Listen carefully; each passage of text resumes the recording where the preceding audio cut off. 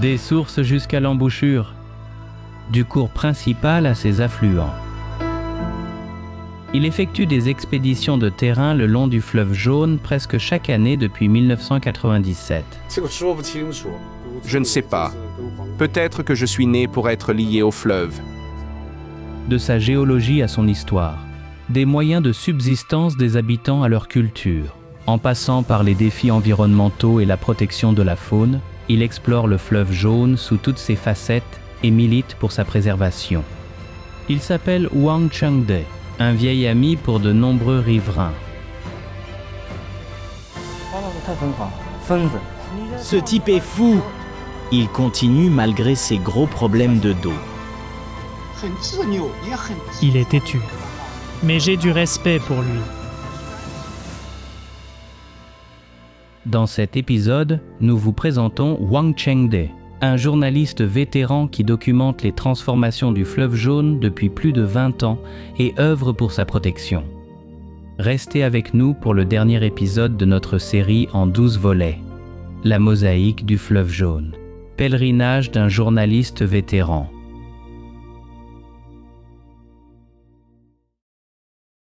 Le 6 août 2021, à Karku, une source du fleuve Jaune dans les montagnes Bayan Har, au sud du plateau Qinghai Xizang.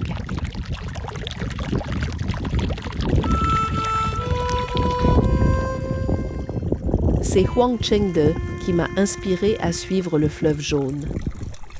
Partant de sa ville natale dans la province du Guizhou, au sud-ouest de la Chine, ce journaliste vétéran de 67 ans remonte chaque année vers le nord pour retrouver le fleuve. Au cours des 25 dernières années, il a parcouru à maintes reprises l'ensemble du système fluvial et a contribué à sa protection à sa manière.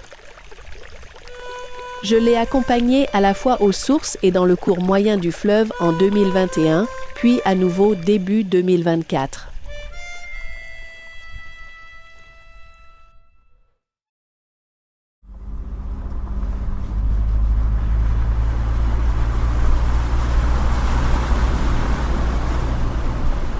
En traversant des lacs peu profonds, des marécages et des prairies, notre voiture avançait sur 2 simples traces de pneus au milieu de nulle part. Nous étions à environ 4800 mètres d'altitude, au cœur des montagnes Bayan Har.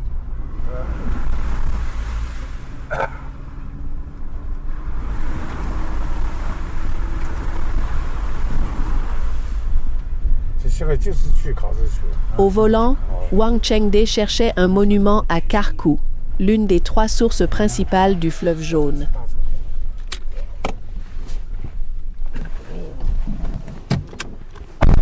Il arrêta la voiture et avant même que je comprenne ce qui se passait, Wang s'était agenouillé et avait salué une stèle sur laquelle étaient gravés les caractères chinois, Karku.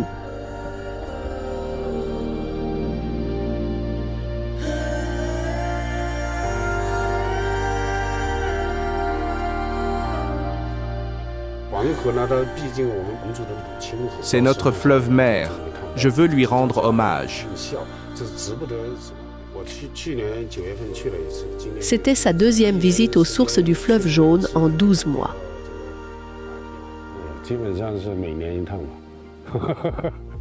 Je parcours le fleuve presque chaque année.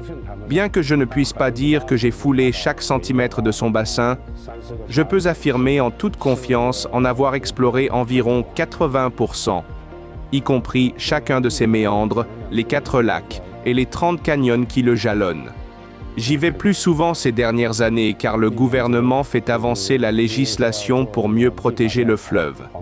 J'aimerais apporter des conseils concrets, ancrés dans la réalité. Wang Chengde a effectué son premier voyage vers la région des sources du fleuve Jaune à l'hiver 1997, à moto. La neige couvrait la moitié des roues, se souvient-il.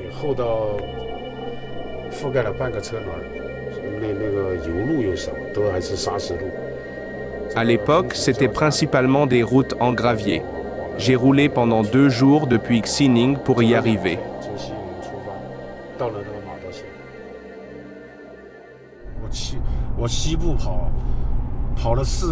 Lors de ce voyage avec nous, Wang conduisait son 4e 4x4, les 3 précédents, ainsi que 9 motos, ayant été usées par ses longues et éprouvantes expéditions le long du fleuve Jaune. J'ai appelé à la protection du fleuve Jaune dans les années 1990, lorsque peu d'attention était accordée à la dégradation de son environnement. Maintenant, les gens réalisent son importance et agissent. Je fais des voyages de suivi pour voir s'il y a plus que je puisse faire.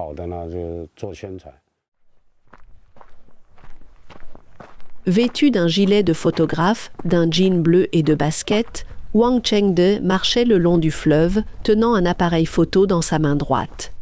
Il soutenait son dos avec sa main gauche, souffrant de douleurs chroniques.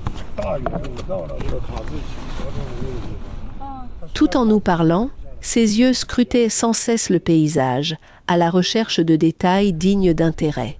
Il se déplaçait rapidement et appuyait sur le déclencheur dès qu'il repérait un sujet.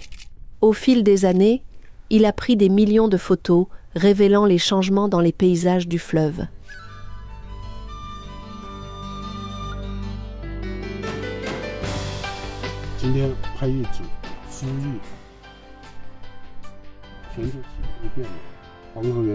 J'ai pris plusieurs photos aujourd'hui pour inciter les gens à agir contre le changement climatique. Le pergélisol ici est en train de fondre à cause du réchauffement climatique. Peu importe ce que font les habitants pour résoudre ce problème, cela ne suffit pas. Il faut que le monde entier lutte collectivement contre le changement climatique. Nous étions maintenant à environ 100 km des sources du fleuve. Devant nous se dressaient des collines ressemblant à des champs en terrasse. L'herbe poussait sur des couches successives de sol effondré.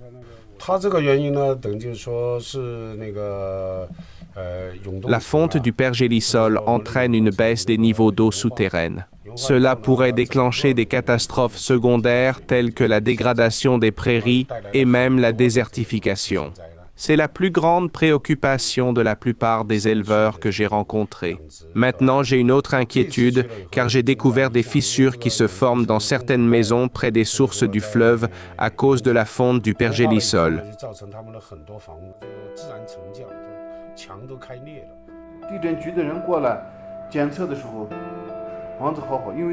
Le département local de recherche géologique avait déjà examiné ces maisons. Wan Tielian, responsable de la ville de Maduo aux sources du fleuve, a déclaré que les risques géologiques avaient été écartés. C'est le réchauffement climatique. Les zones humides gelées sous terre ont commencé à fondre, ce qui provoque les fissures dans les murs. Wang Chengde se soucie de tout ce qui touche au fleuve Jaune. En général, lorsqu'il voyage seul, il considère les animaux sauvages comme ses compagnons.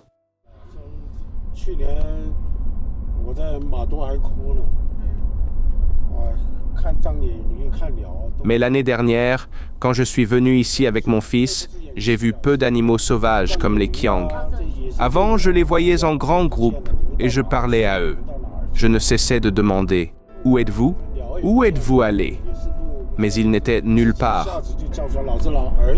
Wang Chengde a versé une larme devant son fils parce qu'il n'a pas retrouvé ses compagnons animaux sauvages.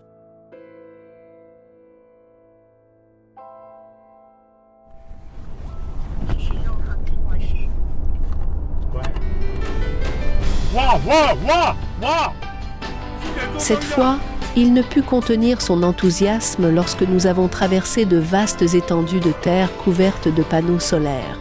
Il croit que ce projet d'énergie renouvelable est nécessaire pour le développement durable du bassin du fleuve Jaune.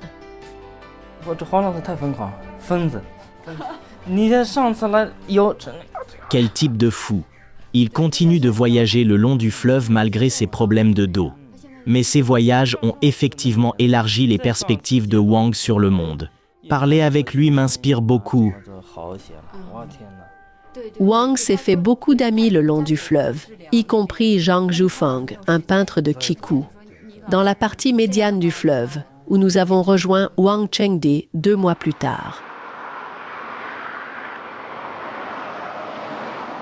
Appuyé contre le siège du conducteur, Wang Chengde somnolait au bord de la route.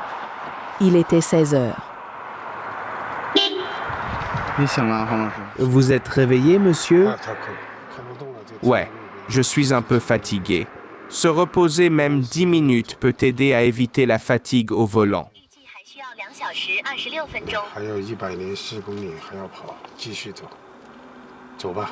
Allons-y.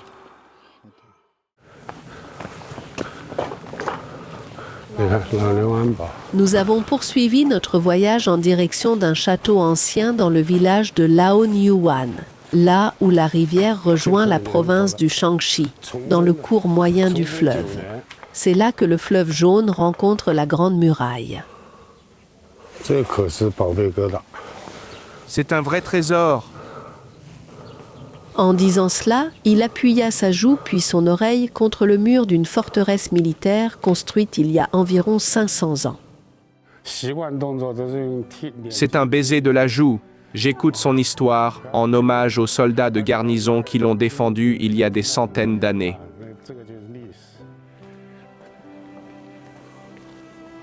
Chaque fois que Wang Chengde voyage le long de la rivière, il parvient à explorer le château et certaines parties de la Grande Muraille, construites à différentes périodes historiques, ainsi que les reliques culturelles des différents groupes ethniques.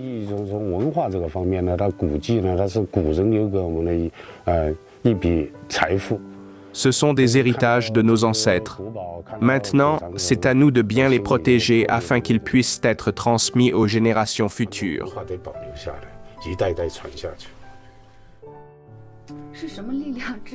Wang a essayé d'expliquer pourquoi il est si attaché au fleuve jaune, ou Wang He en chinois.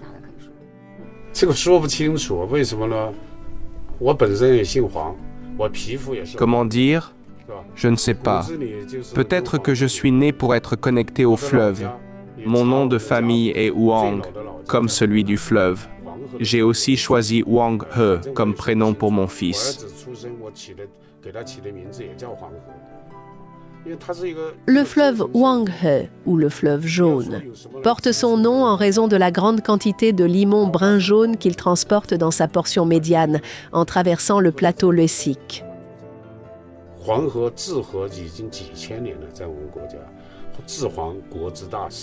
Le peuple chinois a essayé de maîtriser le fleuve jaune pendant des milliers d'années.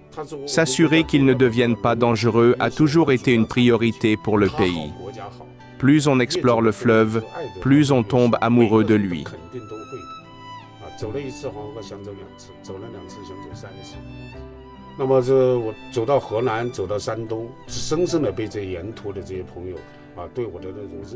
Wang ajouta qu'il avait été le plus touché par les habitants du fleuve.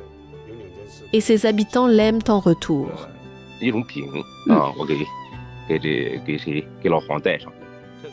Je lui apporte des crêpes au cas où il ne pourrait pas manger à temps.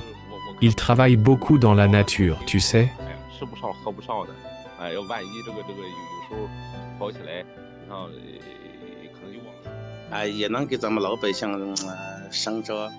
Wang se soucie beaucoup des personnes vulnérables. Il est chanceux d'avoir un mentor comme lui dans ma carrière.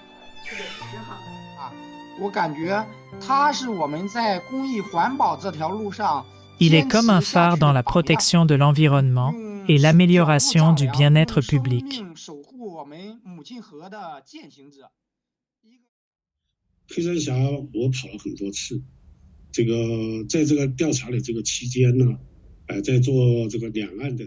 Lors de son voyage vers les sources une nouvelle fois, Wang Chengde a assisté à un séminaire pour discuter d'un projet de barrage en amont du fleuve jaune. Au cours des 2 dernières décennies et demie, il a participé à de nombreux projets le long du fleuve jaune. Il a fourni des informations de première main aux autorités et a joué un rôle clé dans la lutte contre les nuisibles et les dunes de sable, la prévention de la désertification, la réhabilitation des mines et la protection des sites culturels le long du fleuve. Il retournait toujours sur les lieux où il avait constaté des problèmes pour vérifier si ces derniers avaient été résolus.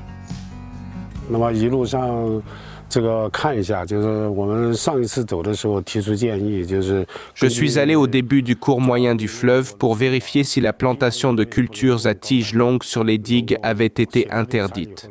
Planter ce type de culture-là pourrait entraîner des problèmes tels que la pollution par les pesticides et les engrais chimiques. J'avais donné mon avis aux autorités locales plus tôt pour arrêter cela. Maintenant, des panneaux d'avertissement ont été installés pour rappeler les dangers.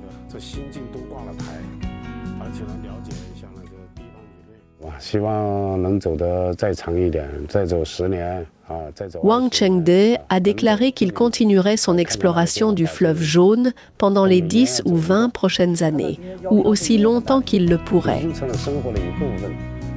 Alors que nous racontons son histoire dans cette émission, le journaliste vétéran est déjà parti pour un nouveau voyage. Cette fois, il visitera des sections de la Grande Muraille, construites il y a environ 2000 ans, le long du fleuve jaune.